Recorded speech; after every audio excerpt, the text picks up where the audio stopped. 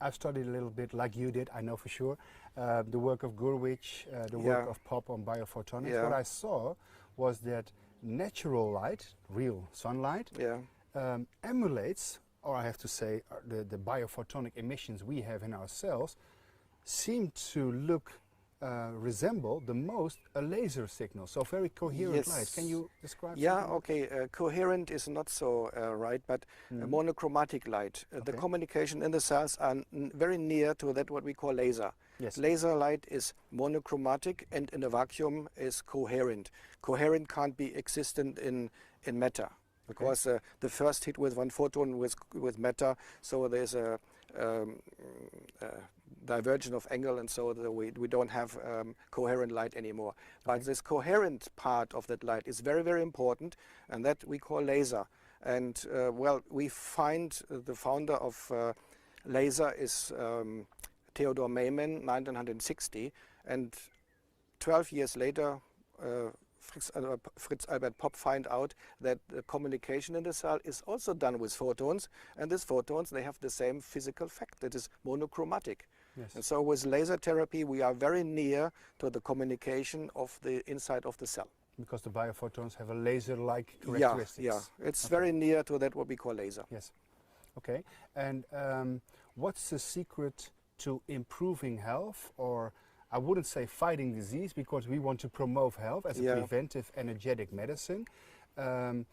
Is it the clue that we need to promote more biophotonic emission? Because I have a feeling that, for instance, with cancer, Pop found that there's more biophotonic emission. So what can we do with artificial light that almost resembles natural light, so what you are doing, to promote health or maybe even to fight disease?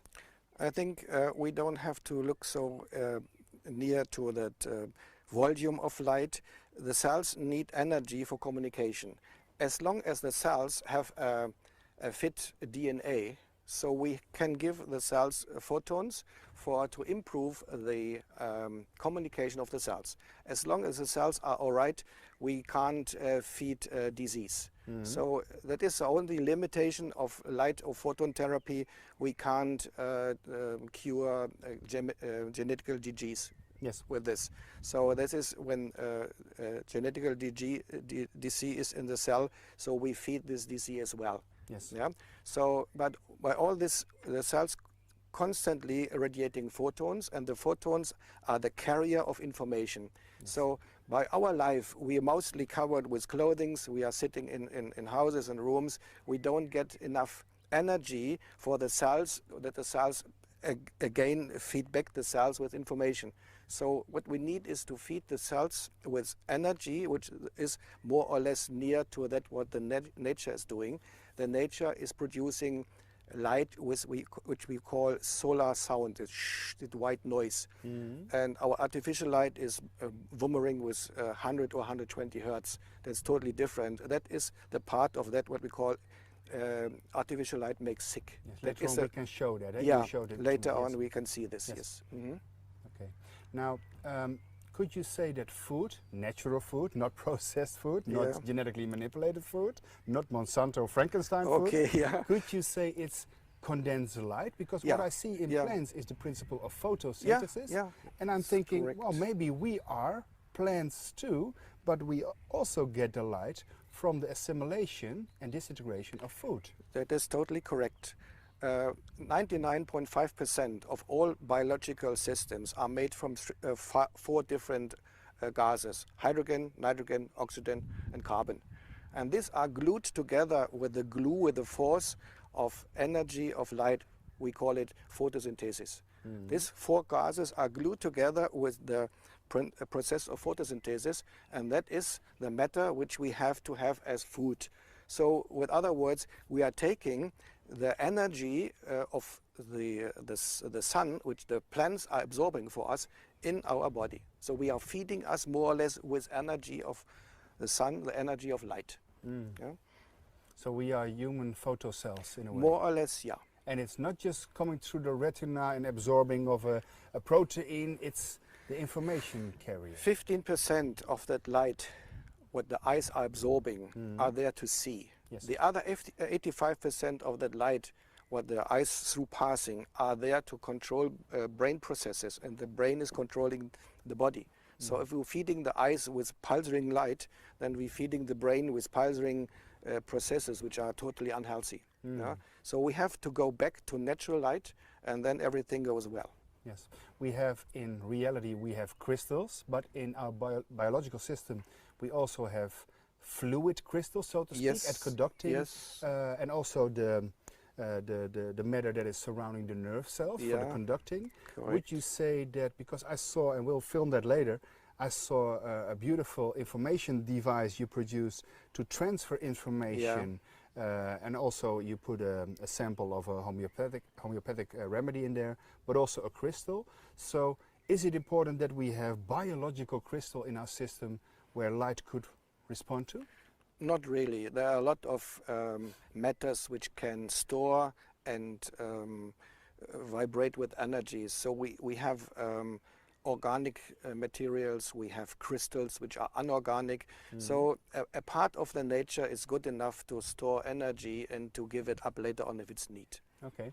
You mentioned before the word modulation once, and then I thought, well, sound and light, we can view them as carrier-ways of information and also consciousness.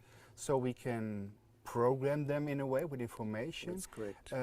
Can you say how this modulation process works? So we have a carrier wave, for instance, this light, but you can put information on there to transfer it to a biological system, for instance, for healing in man. Yeah, well, there are different options. The most simple, which is also very good as a process for the therapy, is the amplitude modulation. So we have different levels of energy, and the different levels of energy are vibrating with the frequency we want to carry to biological systems, to the cells, to the nerves, to the brain, to the eyes, to organs, or whatever. Yes, and talking about frequencies, is the way you provide a therapy through light and through laser light, is it frequency specific? Because I have a feeling you don't work in a certain frequency domain. You can do that, I saw that with your equipment, but it's through resonance where the system itself picks up the frequencies is needed. Am I right? Yeah, more or less. Yeah, more Please or elaborate. less. Yeah, okay. It's very simple. We use the biological factor of resonance. Resonance is when we give with the transmitter the same frequency as the receiver needs. Yes. So we don't know now the wide spectrum of different frequencies we need for the cells, for the organs, for the skin, and so on. But we can do the following. We modulate the light with a very wide spectrum of frequencies. We call it white noise or pink noise. And by resonance, each cell absorbs from this white noise or pink noise its own resonance frequency and improve the biological function. So we don't have to care for all different frequencies. We just give a wide spectrum of frequencies, and by resonance the cells takes it what it needs.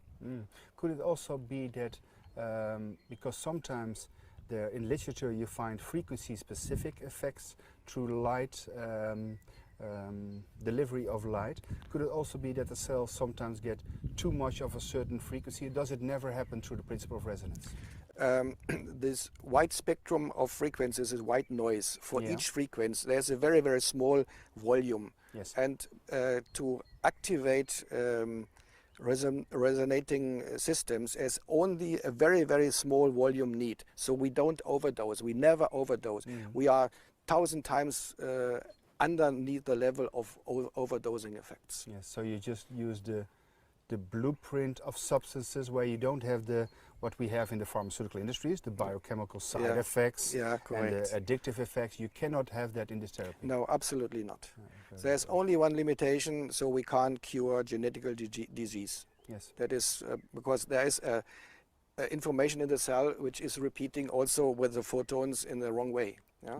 As long as a cell has a normal information in the DNS, so we are on the way of winner. Yes. Yeah. What's the different kind of usage for therapeutics? What kind of clinical conditions, or maybe even psychological or psychiatric condition? Can you mention some of the applications? Well, there's no limitation. For example, you can use the light which is modulated with frequencies of human voices, which are hypnotizing effects producing. So, for example, non-smoking, slimming up, and so on. And that is that information is going via the light to the eyes, in the brain and in the subconscious. And from the subconscious, sooner or later, is a link to the conscious, and then it's there. It seems to be self-made. And well, that's one part. The other is the direct energizing the cells to optimizing the communication of the cells with photons, because the cells are constantly radiating photons. Yes. So it's a constant leakage of energy, and we can't run the cells constantly with energy without feeding it back. So to charge up the battery, Yeah, and it's create like ATP energy. Correct. Yes. Yes. It's like recharging a battery of an equipment. So we don't have to take care about the hardware of the equipment. We just have to take care that the battery is functioning, and then the instrument is running. Yes.